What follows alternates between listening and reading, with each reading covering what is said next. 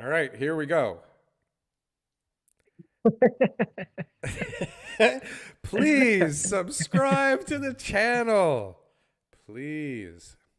Hey guys, YouTube's got an algorithm and it really help us out a lot if you could like, comment, and subscribe. This is how we can get more information out to more people and share the message of Toronto real estate. In Thanks. that order, like, comment, subscribe, and hit the damn bell.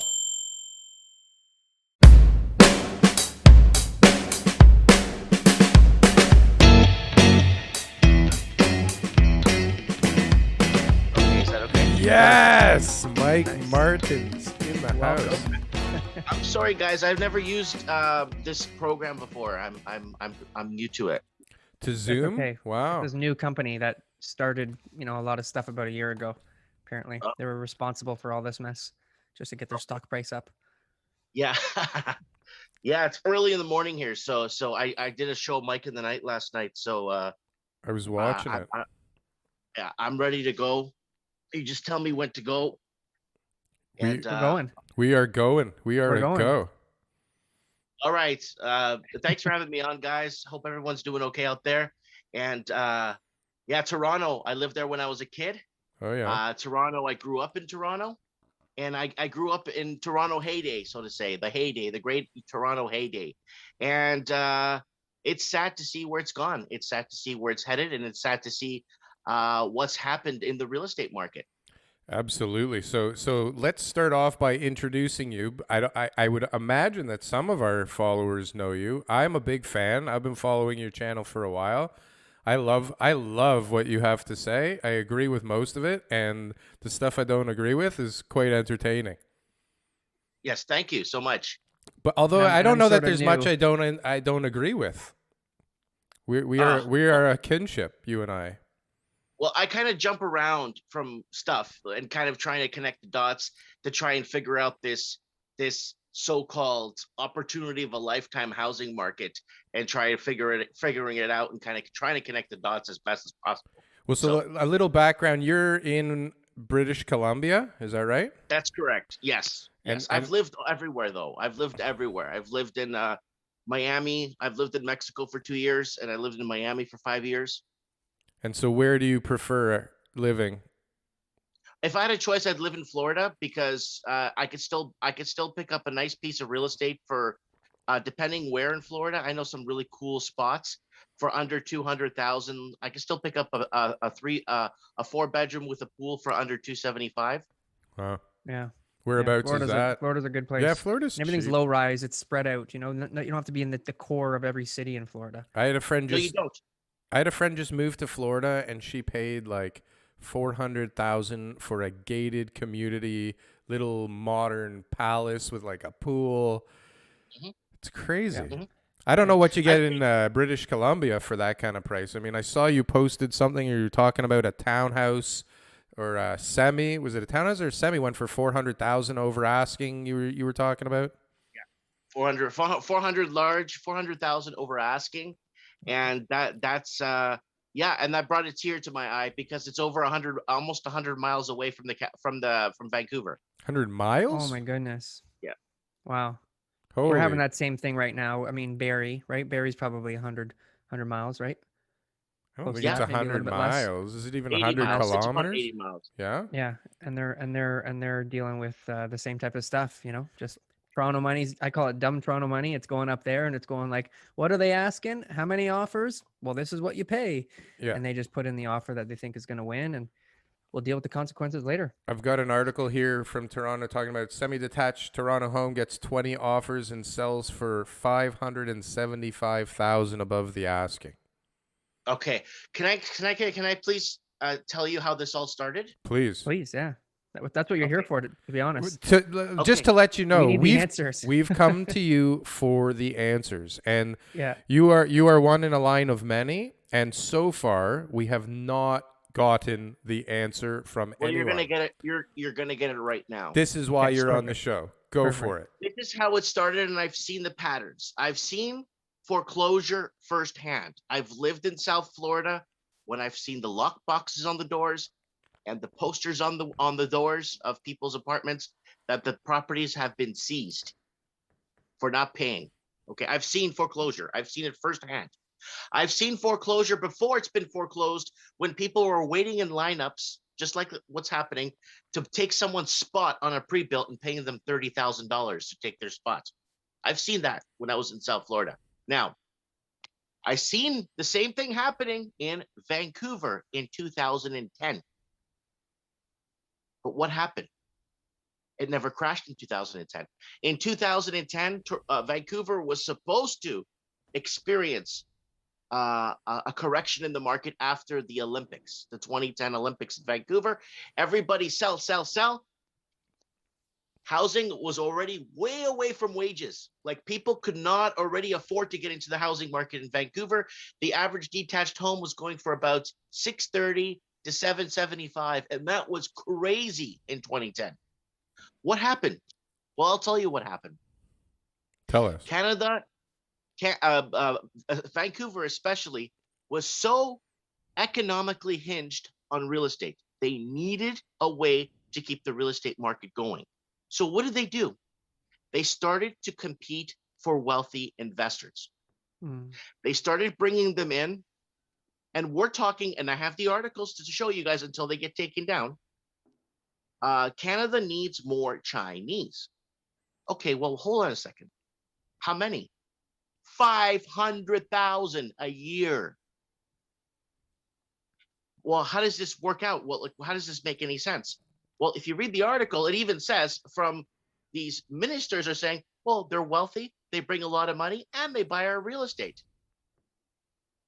So when you start getting into this let's compete for a place to live, it takes away room or breathing space for the locals who actually built the infrastructure, that were born and raised in the cities, to get into the markets.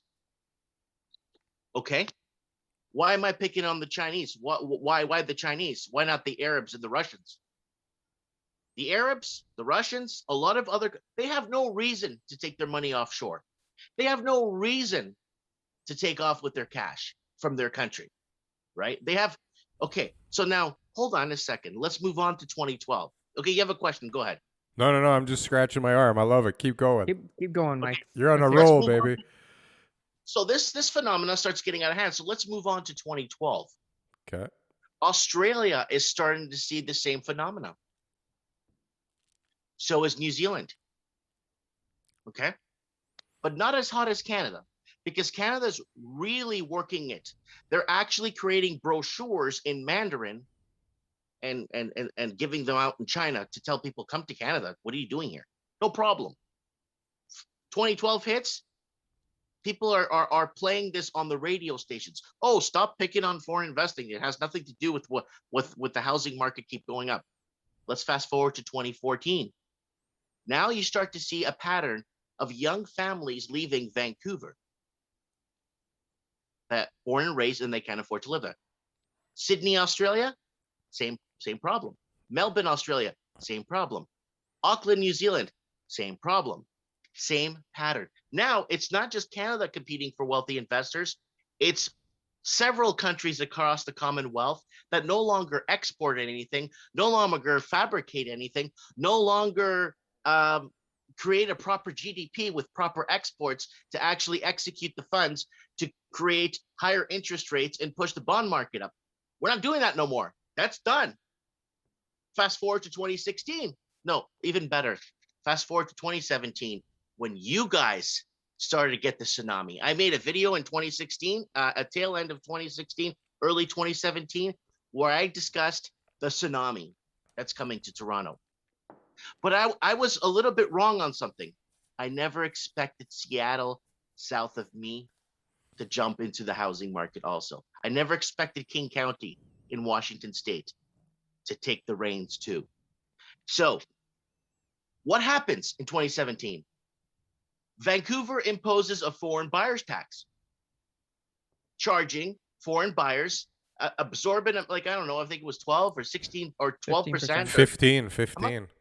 15 points. Okay, 15 points they charge, right? What happens? Well, I'll tell you what happened. A tsunami of investors went to Toronto, And you could read the articles. They are up on my channel from all those years ago. They're still there. And where do they go? Where does the other half go? They go down to King County, Seattle. They've ripped apart that housing market there. Within 1 year, housing went up like almost 120%. So why are they doing this? What's the theory? King County is close to Vancouver. So no, but why do you think they're coming into all of these markets and just shredding them up and buying up all the real estate and not living in the houses? Sorry. And what's the master plan?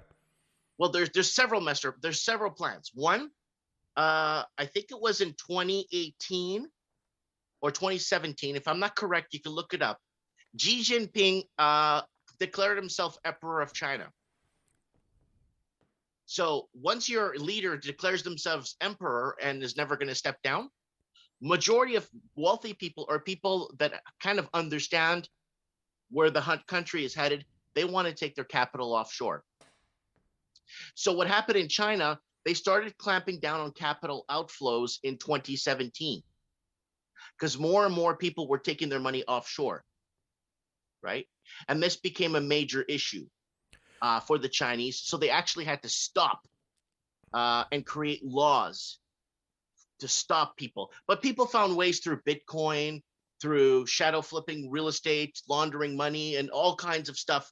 Casinos were big out west, weren't they?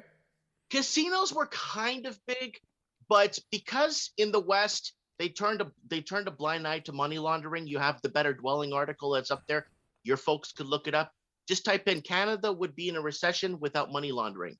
And it actually breaks down all the different provinces from 2011 to 2015. And they've only caught from 2011 to 2015, $200 billion laundered.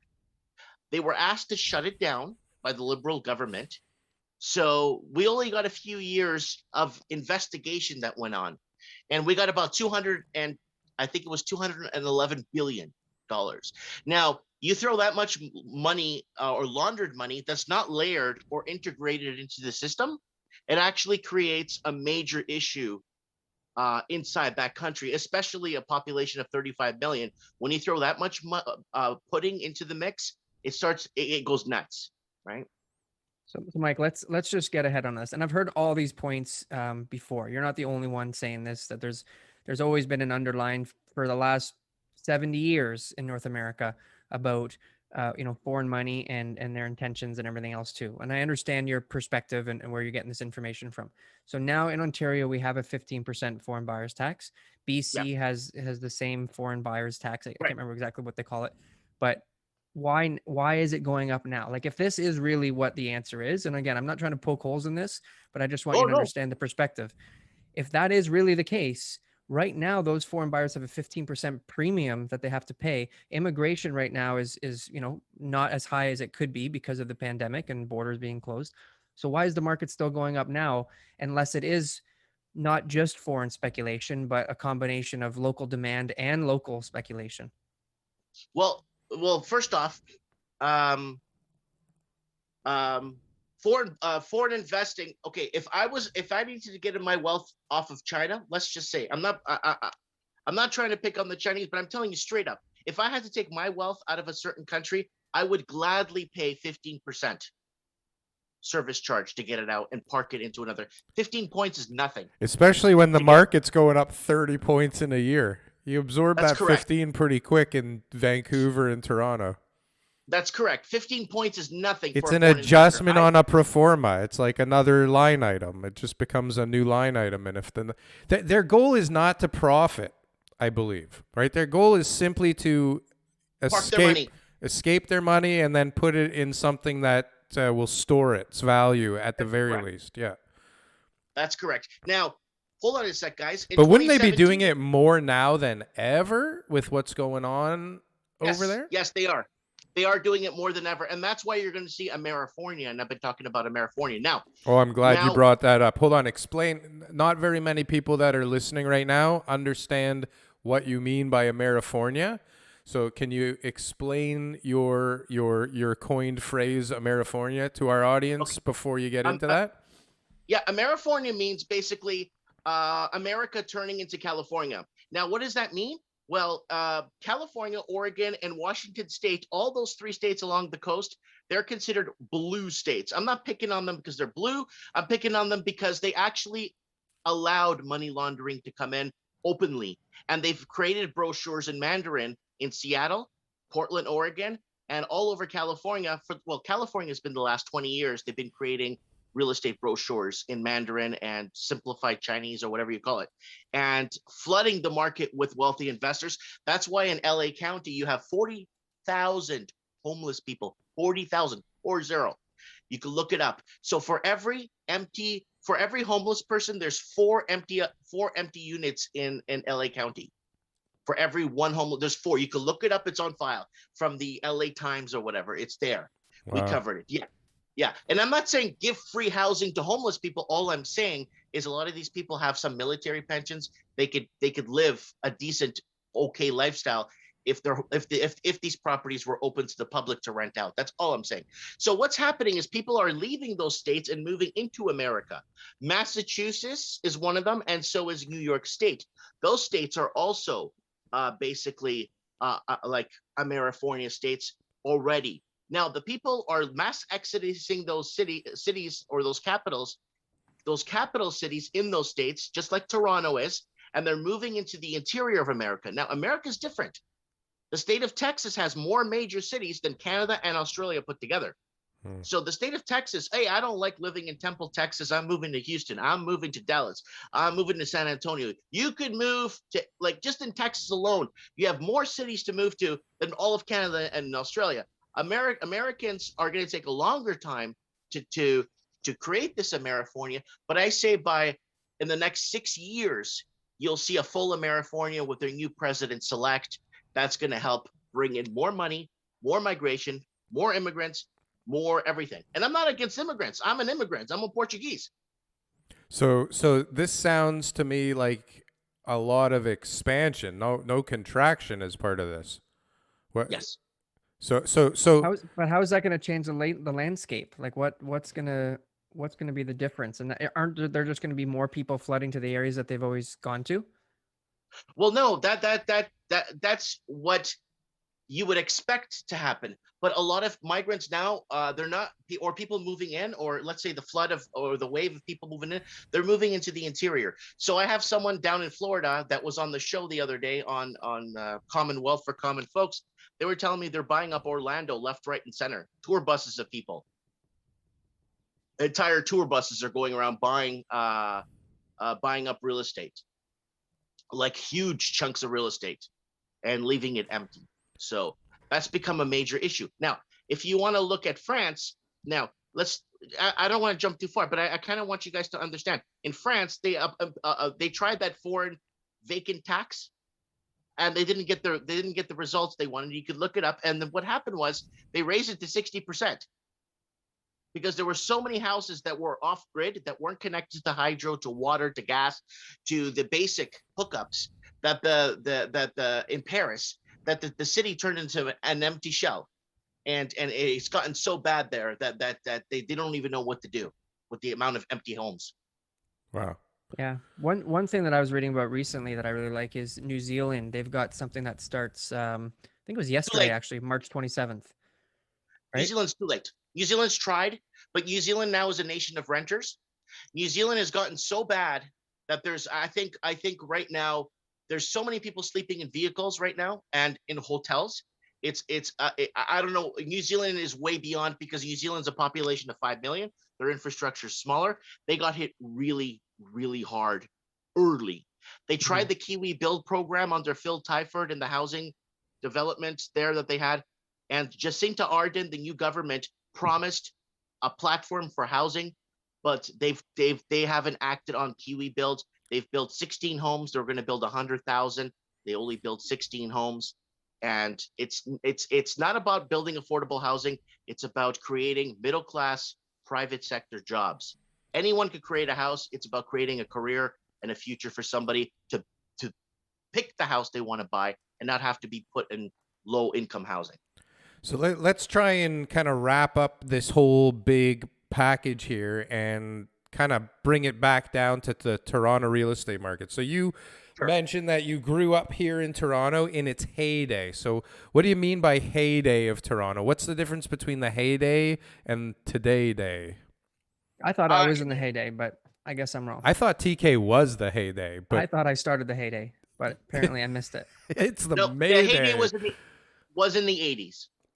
Okay, and what? The So what heyday, was going on in the '80s? Because I was like fairly young. You seem that you would be. He had long hair. Yeah, Darryl had long hair in the 80s. in the '80s, maybe the early '90s. How old are you? You can't remember the '80s so well. I'm actually 43. Yeah, you're younger than me. So hold on a sec. Okay, so tell me about the '80s and the heyday of Toronto from your perspective as a 3-year-old. No, I was no, the 80s. Yeah, I was 78, 79, 80, 81. Oh, the 80s was amazing. 83 is when I really They were remember things, like amazing. really focused on life, Yeah, like focused on things around me, right? And 83, 84, 85, oh, it was great. Everybody had employment. And if you lived with your parents after you were 16 or 17, people will look at you weird. Like, you live with your parents still? And everybody like 17, 18 were moving out, and all you had to do was get a job. Canada was one of those countries. All you do, just get a job and you'll get anything you need. And that's basically what it was back in the day. And interest rates were nice and high, and we had a competitive dollar. We basically a lot of my friends were packing groceries in grocery that's what packing I did groceries in too. grocery stores, and people bought their cars. I worked at They Sobeys. I was a grocery packer. I took people's stuff to their cars. It was great. Yeah. Right. You got But the people made 50 enough money cent tip. people made enough money in the 80s to live a decent life. They didn't have to go all out. They especially the construction sector was paying good money. A lot of the other big economic moving sectors, people were making decent amounts. Their wages uh, weren't tied into real estate, But they were plain and paying simple. 17 to 20% interest on these loans. I But they like. still Right. paid So them off, but they still paid them off in 4 or 5 years. sure, but it led to an economic recession that, had record high unemployment, right? I mean, it's great that people were having, it's amazing that if we can have this beautiful decade of prosperity, but just like the 20s and the 80s and Mhm. potentially now the new 20s, it always leads to despair, right? So, Right. is it really that glorious, right? Or is, maybe the status quo, like, the early 2000s, a little bit more of a realistic utopia, right? It, So Well, we're I'm, going into cheap money territory. Once you go into the 2000s, you start running into cheap money territory, lower interest rates, and then the lowering interest rates starts to create artificial bubbles and artificial shortages across the cities, right? We've never seen a correction. We've created this Frankenstein bubble that we don't see a correction in sight. At least when interest rates were high, we did see a correction on the horizon, right? We did see unemployment, and we did see, because employment was tied, wages were tied to real estate, and that's the way it should be. And you should be seeing a correction every other couple of years when things get out of hand, so everything comes down to earth. We've never seen a correction since 2010, and it's going to get a lot worse before it gets any better. Before the people in charge, so to say, step up for the people and say, "Whoa, look, people born and raised in this country with a college degree, they can't even leave their parents' basement anymore. We're screwed." And what's going to happen when their parents retire and have to go into a home? Where are they going to go? They end up homeless, and that's what's happening right now. so But we've I got. think even with prices though, like if you think about it, sorry, Dale, to interrupt, even if you do get a mortgage right now and I go and buy $1 million home and I go and I get a 2% interest rate and I put down $200,000, I've got an $800,000 Sure. mortgage. Sure, if you look at my, price per home compared to my income, that seems really unaffordable. But if you look at my monthly payments and let's call it $3,500 a month, and how much of that is going towards my principal and how much is going towards interest, I'm getting richer a lot quicker than I would have been in the 80s paying 20% interest on a $200,000 home. At the end of the day, maybe my house is paid off, it's worth 300, but that's fine. I made $500,000 in equity in the same amount of time on my $1 million home that could be worth $2 million by the time I'm done. So people are getting richer, and maybe there's the separation of classes, which makes sense that we have to try to figure out a way around that. But at the end of the day, I don't think people are struggling as much as we all think they do. I deal with people. People aren't struggling. There's a lot of people doing very well, making these payments. They're happy to be in a 30-year mortgage. They're happy to be in debt for the next 20, 30 years. That's not part of the equation anymore. So I think there's a lot of different things that have changed. You can't compare today to the 80s. It's just Mhm. not the same culture and society. No, it's not even Mhm. the same game board, right? So, okay, so we're back in the 80s and everything is beautiful. You can get a job, high interest rates, people are paying down their loans, and then what happens? The credit cards start rolling in. Credit Debt loads start cards. rolling in. Okay. Yes. Then the debt load starts rolling in, and people are becoming more comfortable with taking on more debt and leveraging more, right? And then in '93, Canada closed immigration to Europe, and that was a little bit of a bind when it came to unifying families, because a lot of Europeans, Portuguese, Greek, Italian families worked in the construction and building industry in Canada, and that created a bind of bringing in people or unifying families. Even today, families are still separated because of the immigration closures from Europe. So that became an issue. And then now, um, if you want to fast forward to now, we got more people actually moving back to Europe on one-way tickets than we've ever had. We have a mass exodus of Europeans leaving. Everyone talks about everyone's leaving Toronto, but no one's talking about the mass exodus of Europeans that are leaving. My friend's a processor in a major airport in Ontario, and he's telling me more and more people are buying one-way tickets to leave Ontario, going to Greece, Portugal, Spain, England, or going back to their home country than they've ever seen in history. And then he's not even allowed to report on it. Wow. Why is that? Well, I'd rather die poor and warm and I guess in my homeland than die poor and cold here, right? Hmm. That's a good point. There's a lot of temporary migration patterns right now that I think are all just a fad that people are kind of getting tired of what they were here for. And obviously there's a lot of challenges, especially with those people that you're talking about. They're maybe have some skills, but they're most likely in the low skill, trades and stuff like that. And those are the jobs that are hurting the most right now, right? I mean, if they Mhm. were established here in some sort of, full-time employment that was medium to high skilled, they wouldn't be leaving and going to Europe, Right. right? They would be staying here because they would still be working maybe from home, and they would be happy to be Or in the construction part of industry, our economy. Yeah. they would. You know what? No, if Construction's I had the booming. choice, if I had the choice, and if I was allowed to live in the States, I would have stayed in America, right? I wasn't given citizenship there, right? Hmm. And I did everything by the book. I would never return to Canada, right? If Really? I if I was if I was 100 quadrillion percent. You think it's If worse I was here than it is there? dude, there's this whole stuff you're watching on the news is all I don't know how to say it. I'm very close contact with a lot of the people I lived with and hung out with, in very close proximity contact with them. And yeah, no, it's everyone's just living their lives. You know what I'm saying? Doing their thing. So what you're saying is Well, Canada's getting propaganda in the news that makes Yeah, America we are. look Everyone is. less attractive. No, it's not even that. Canada is no longer a destination. Europeans don't want to come to Canada anymore. I was talking to a Portuguese family, and they're moving to Mozambique, Portuguese Africa. And I said, "How come you guys don't come to Canada?" "Oh, we don't even want to bother. We'll just go to a country That's that speaks." anecdotal though. I mean, you have to look at the surveys, you have to look at the studies, you have to look at everything else, and we're constantly ranked in one of the most desirable countries in the world. that is And maybe that's propaganda fed to our media that again, all the studies that we're only reading the studies that show favor to Canada, but I don't think that that's necessarily global right I, there with the trend. so both of you Oh, sure. just mentioned media and media Yeah. manipulation without actually We mentioning hate that around here, Mike. We hate the media. They're always telling us what to think and do, and the Toronto real Sure. estate market's no different from the global economy and stuff. So Right. So just on that note, because I think we're all of the opinion that the media currently is manipulating people's, thoughts. We have stuff like Canadian property bubble near systemic failure and not even a big crash can fix it. We have the real estate game in big cities is broken. Young would-be buyers are better off not playing. Here's how government can cool housing prices without hurting homeowners. BMO warns policymakers could swing the hammer on a red-hot housing market. Owning a home in 2021 is not as great as you think. Like, there's a lot of mixed messages going on here.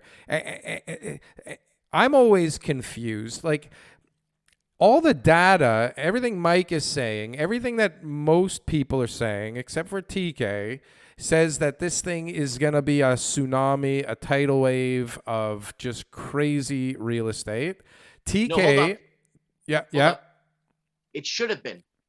If we go by sense and numbers and we actually go by the book and we look at where things should be economically, we should have seen a correction in early 2010, and we should have seen something in 2016, 2015, if real estate was tied to wages. Well, hold on a sec. Let me finish my point. So TK has always has a great answer, and he always throws into the mix that the only way things are going to go down or fall apart is if you take away people's ability to borrow, right? So in a long roundabout way, what I'm asking is like, when does this end? Because it doesn't seem like they're able or willing to turn off these printing presses that seem to be causing most of these problems. What does this end? Well, the question is, no, the right question to ask is, will they allow it to end? Will they allow it to end? That's the right question. And no, not with the current administration that we have in power. They will not allow it to end. Why? Because 85% of our GDP is our GDP, gross domestic product, is based off of real estate. 85%? Yeah. Is that a fact? You can look it up right now. It's on several news sites. Just type it in right now. But like as a trickle effect, like including like legal and planners. Yeah, we're talking and the whole fire industry, real estate, insurance, the whole thing. 85%. No, I believe you. Okay, so 85%. So you can't allow this to falter. So the real estate market is too big to fail. Well, I'm not saying it is. It should have corrected several times. I'm saying they're not going to allow it to falter, right? The problem is the next few generations are looking for countries to take off to. I get 20, 30 emails on average per week of professionals, the Canadian brain drain, looking for an exit, looking for, hey, Mike, I heard you mentioned Florida. Where do you recommend us to move? Where do you recommend us to go in Texas? Where do you recommend us? I get a lot of that. They won't allow it to fail, plain and simple. The answer to you, but they won't allow it to fail. And it's going to be very detrimental to the professionals and living in Canada that have had enough and said, you know what? I'd rather take a cut in pay and live a normal life where my wages are my income is tied to. But they're all seeing that. Sorry to interrupt, Mike. They're all seeing that, and I agree with you 100%. I know it contradicts what I said before, and I agree that there's people who are looking for change, but we are also in a pandemic. We're also in this. Everybody's at home, working from home is boring. It's monotonous. There's all these changes that have happened in your life. You're not doing all the fun social things and all that kind of stuff.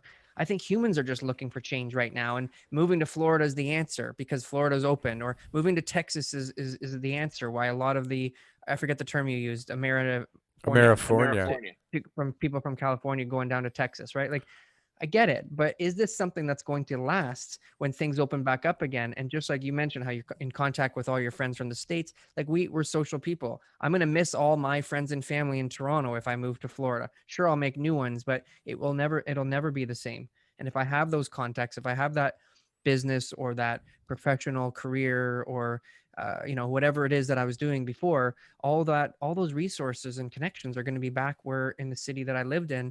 And if it doesn't work out for me, I'm probably going to be moving back, just like people coming back from Barrie to Toronto, just like people coming from Alberta, Nova Scotia back to whatever. Alberta is a great example. I'm going to Alberta. Like, how many friends do I know from Toronto? I'm going to make some oil money. And 90% of them are back. Right. Right. Just no, totally understand go. that. Yeah. But the landscape has changed. That's the problem. It's not the same landscape. And now a lot of people are bringing knives to a gunfight. And with the bidding wars just doesn't make it attractive anymore. And people that have to go back and stay are having a really tough time of it. I mean, the world's open it's supposed to be open for people to explore and be part of or learning different cultures and being open to maybe taking a step down or demotion if needs be to starting new life.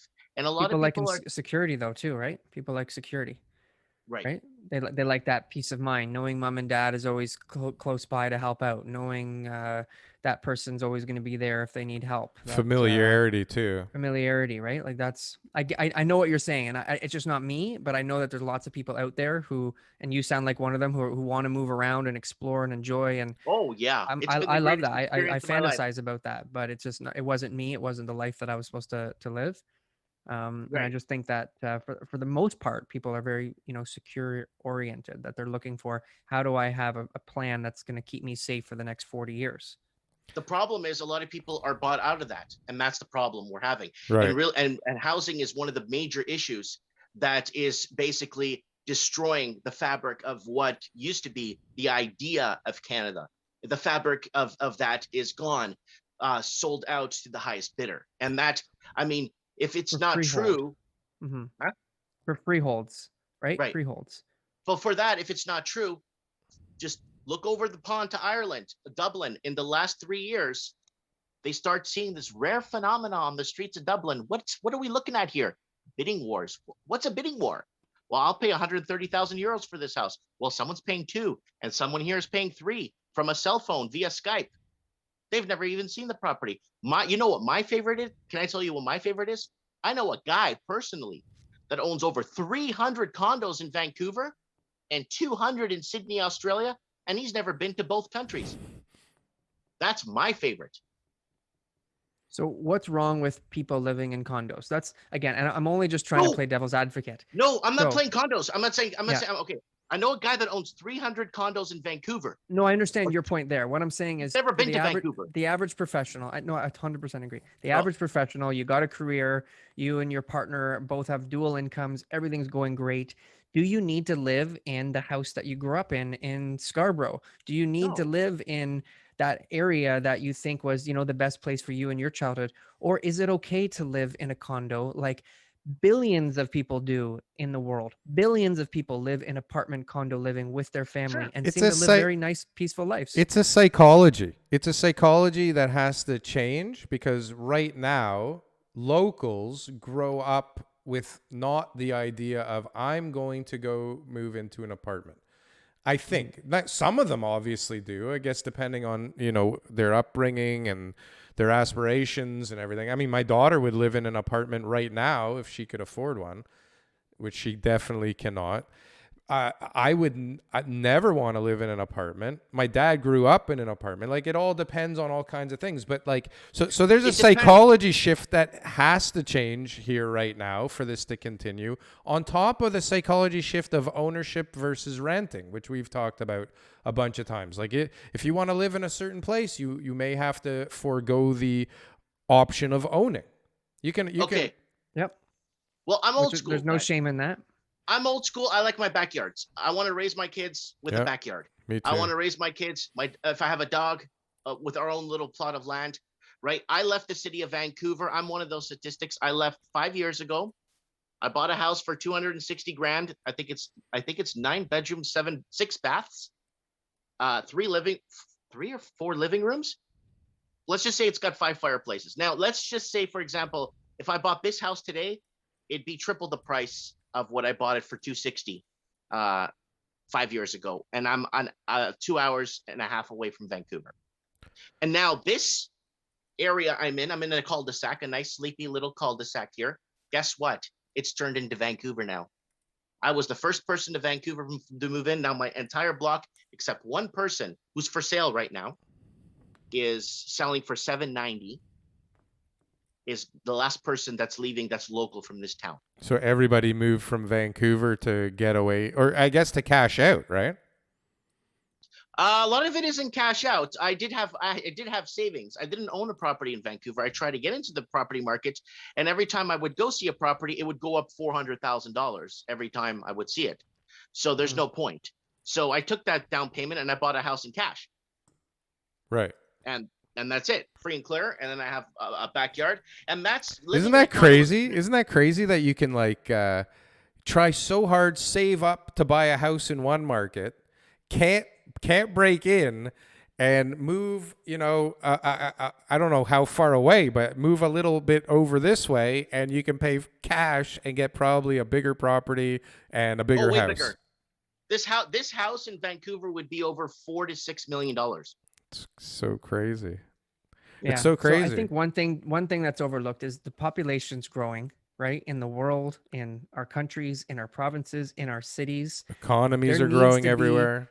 this needs to happen. There needs to be, Daryl says this a lot, like get out of the city. You can't afford it. And my argument always is, well, what about our frontline workers and service people? Like we need those people to stay, right? So there has to be some Sydney did alternative, something. right? Sydney did something. Can I Okay, tell you go what ahead. Let me Sure. tell you what Sydney did. Sydney Sure. got so bad where everyone was leaving. You know what they did for the frontline workers? They actually built a condo tower. Okay. And it's all garbage men, firefighters, doctors, That's what I surgeons live in said. that. Yeah. Yeah. Good. Well, Beautiful. that is one good solution. Built by the city, built by the government, or built by a private company for Yeah. profit. Right. But you see what I'm saying? Sydney, Australia did that because they were losing all their workers. This was back in 2018. Public. They did this. Public, yeah, Must for have been a sure. public project. Had to be public. So Right. I think that as populations grow, things change. I mean, people need to move out of the city. Manhattanization, that kind of those terms. People who can't afford to live in those areas, who are the average Joes. You know, you as an example, Yeah, right? get the fuck Looking out of the 5 way. years ago in Vancouver, it's like now you've got this beautiful life 2 hours away, and it's like, you know, you get to live in a big house, and that's what you wanted. You wanted the backyard, you wanted the dog, and you're getting all those things, and you made that choice because that is ultimately what you know, freedom gives us. Did you? So now people coming to Toronto, it's like, look, do you want to live in a condo and it's $800,000 and it's 750 square feet? Or do you want to go and live 2-3 hours away? And there's lots of options out there for you. And we'll continue to build outside the Greenbelt and we'll give people homes and people will have a place to live. And as long as homelessness is not the, you know, main pandemic that we've got throughout the world, we're going to do okay. You know? It seems to me like Well, this here's the is deal. part of this K-shaped recovery. Like it looks like things are going in two different directions, not only with finances, but with, I guess, just people's willingness, where their tolerance of what they want to afford and live. I mean, it seems to me, Mike, that by accident you ended up in a better situation for yourself. Like, Right. That's correct. Yeah. you It probably was wouldn't have either been as here. happy, right, living in Vancouver. A great I was return. very, very, very depressed living in Vancouver. It turned into an empty shell, and everybody hates each other. Nobody talks to each other, and everybody a very antisocial city. And it wasn't like when I was living in Fort Lauderdale or Miami, where Fort Lauderdale and Miami is, hey amigo, ¿cómo estás? How's the family? I say it's very different. You move to Vancouver, everybody looks at you like you burnt their home down with their grandmother, and that's the look you get from Some people in people other like parts. that. Huh? Some people like that, right? Like some people want to go about their business, Sure, head some down people. to and from work, and so they wouldn't come home and have those issues. They would say, "No one bothered me today. It was a great day." Right? So again, if that's the city you want to be in, I just think there needs to be choices. I don't think there needs to be. This is, I guess, my point here, Mike, is I don't think that there needs to be a fix to the situation that we're in. I don't think there needs to be government intervention. I don't think they need to drop housing prices or raise incomes. Like all those things are going to happen more, Right, you but know, but hold on. organically. This Yeah. stuff wouldn't have happened if they stopped the money laundering from coming in. I don't believe that. I believe that I believe that there's a scale to that. I think that this is an effect. I'll give you an example. And I'm a real estate agent, just so you know. So I have real like down in the trenches type of stuff. This week I sold a house. I listed it for 700 because in the area they were selling for between 700 and 900, and this was a total dump. We had 200 showings and 32 offers. It sold for 357,000 over asking, and the top 3 offers were all Canadian people looking to speculate to buy a property that needed a lot of work. And there was no foreign investment going on. These were all people who just are excited about the housing market. Nobody was, all 3 of the top guys out of 32, none of them were moving into the property. All 3 of them were saying, I'm going to renovate it, fix it up, flip it, rent it out, whatever their speculation was. Sure. And that's what I'm seeing. So I agree with you that that's out there, and there's hundreds of millions of dollars of revenue from the foreign buyers tax in Ontario. So I know people are paying that foreign buyers tax in different levels. But at the end of the day, I think Canadians, whether they're born here or not, they're called Canadian. They are looking for real estate because right now it's a top of mind. The desire is there. Everyone believes in it. It's a great asset. People hear the stories, and this is where things are getting out of control. And unless the government or the banks, the financial system, OSFI, takes away the capabilities of the buyers to actually be qualifying for these mortgages, they will continue to do this. Foreign investment or not, the people will continue to buy real estate because right now it is a safe, hard asset that people want to get into, right?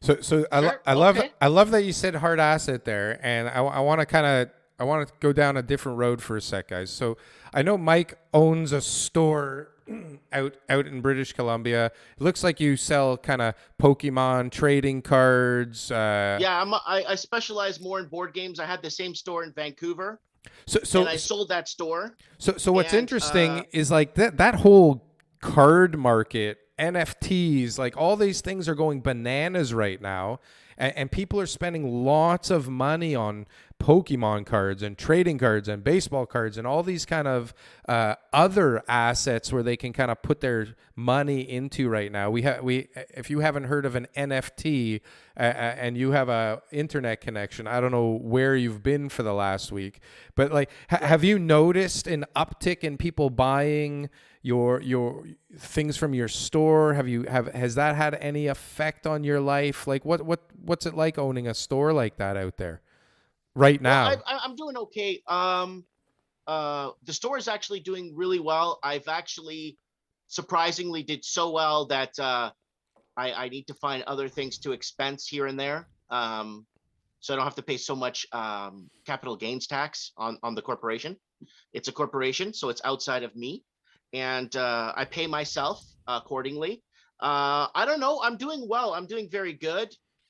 I've always done well in that business. No complaints. It's bought Is me it a better home. today though? Is it better today like than it was? Yeah, has it recently gone a little cuckoo?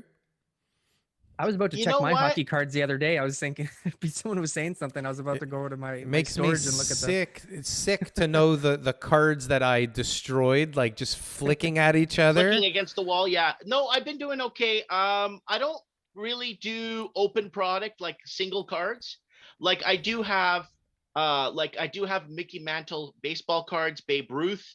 I have the real deal. Oh yeah, I do have lots of Yogi Berra, Roger Maris. I have a lot of the real like cards in glass encasings and stuff. I don't really kind of mix with that market too much locally. It's more of an online thing. Have my online sales have gone up? Yes, probably 7,000%. Wow. Wow, so significantly. Yeah. Online, locally, not too much. Locally, it's more board games that I sell. I have about 700 board games, individual board games. But are like, so for example, a rare board game that they no longer produce that Sure. people were competing for 2 years ago, are you now seeing that the price of that board game has gone up? Yes, there's a couple of games like Shadows over Camelot.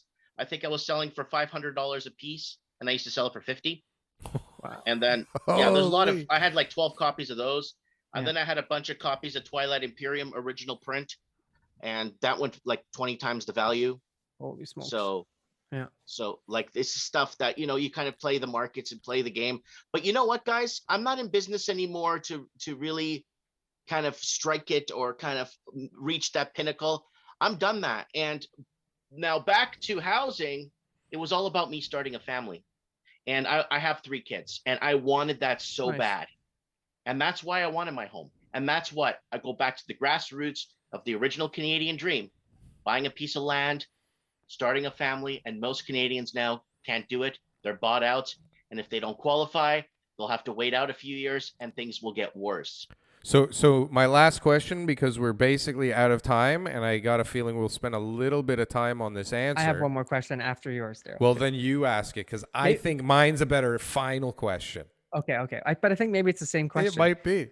Mike, what do you recommend to our viewers and watchers? What do you do right now? You got, 2 people, they've got jobs, they're living in Toronto. Do they buy? Do they sell? Do they leave? Do they rent? What do they do? We want to hear from you. I would suggest right now, if they're not going to put 30% down towards a property, so at least if interest rates do go up, they could kind of hedge against it a bit. If they can't do that, and if they're going to put the measly 5 or 10% down, or they're not even have stable jobs, I recommend just to wait it out and just take the same course they have. And if they could find a different place to move to, I would recommend that. I would recommend, because I have videos going back 6 years telling people to get out of the city now. And I would recommend to just sit tight unless you could put down 30 points. If you could put down 30 points on a property and it's not really scathing you that much, and if you could survive off the one income temporarily, if needs be, you got to do a cash flow, calculate your total debt service ratio. Total debt service ratios are free online. Type in your car insurance, type in your cell phone bill, your heat, how much you're looking to pay for home insurance. And then this gives you a ratio of how much money you have left over for food and disposable income. That's what I recommend people to do. Their own research too. Awesome. Cool. And so my question was, it's obvious that you feel that the system is a little bit broken at the moment, and you seem to have opinions and thoughts on most things. Is there a better way? Do you have a plan? Is there something rolling around in that head of yours that will fix this mess that we are in currently? There's one tool. And hold on, is that answer, does it have anything to do with the Great Reset? Okay, well, the Great Reset is a phenomenon that they've been talking about for years now. A lot of it is based off of George Orwell's 1984 book that was written in 1948. He just switched the last two numbers. Anyways, the Great Reset is just a discussion piece at the point. Basically, it's a good discussion piece to look at where we're at right now and what's happening with governments and governing agencies. That's great. But the one tool in the banker's toolbox that has never been used and that should be used is raising interest rates. Raising interest rates have always been there. And if they don't raise interest rates and the bond market starts to see some sort of traction, they have no choice but to raise interest rates and play around with interest rates until they could get a nice settled. I see interest rates need to be sitting around at 5.6% to kind of make ends meet, especially if the US market starts to go up or starts to froth or starts to see an uptick in their markets or their bond market starts to froth. You're going to see interest rates in the US go up first. Then Canada is going to have to follow suit unless we start falling into hyperinflation, and we're going to have the great Canadian peso. I like that. 5 to 6% is a good. I think it's a good, healthy interest rate. Yeah, but I'm not talking about 12%. I'm talking about 6% VIG. I think that's good. 6% on 100,000, you pay 6,000 a year on your mortgage, roughly. $1 million, you're paying $60,000 a year. I think that's fair. does that math work out? Yeah, Kind of interest. Yeah. Yeah, So, interest only. Yeah. but Yeah. I mean, they have to take a little while before they get to 5-6%, or this is going to be a real mess. Look at the Reagan administration. Look at other administrations.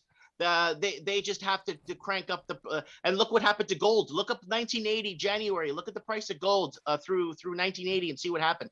Follow the price of gold, and you will follow what's going to happen, and you can see the reverse of the interest rates, basically pushing it up. So you think we can? The stress test people are qualifying right now at 4.79. Right. So That's good. That would only feel like a 1.5-2% increase, right? In theory, they could go to 4.79, and everybody should be okay. But then wouldn't the stress test be based on 10%? No, then the stress test goes out the window. Now you just have to qualify for the rate.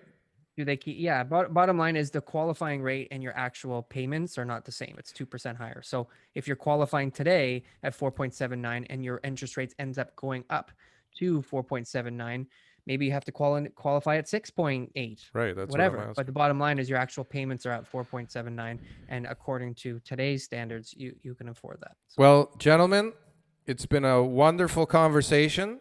Mike Martins, let's give Mike thank you so much. Do you want to give us your all your stuff here, your Instagram, Mike, your channel, and everything else, so our listeners? My can channel is you. very simple. It's Mike Martin's channel, just my name, Mike Martins, on YouTube. And I'll share this video if you guys throw it up on your channel. I'll just share it on my channel so people could see it too. Perfect. Awesome. We appreciate that a lot. Well, it seems to me that if we're gonna figure our way out of this mess, these are the three people that need to be involved. For sure. So I think we're all available to the people volunteer. if they want us to help fix this mess. I know I'm speaking for TK. I'm not sure if I can speak for Mike, but it seems like Mike is passionate enough to fix this mess. We appreciate your time, sir. Thank you so much. It was a great time. If you are still one of the 25 to 30% watching this, please subscribe. watchers. Please hit the like button and please comment. I'm sure there will be many comments from this one. Mr. Mike Martins, we appreciate your time. It was a pleasure. TK, always great to see you, my friend. And we will see everybody next week. Bye-bye. Thank you. God bless. Thank you.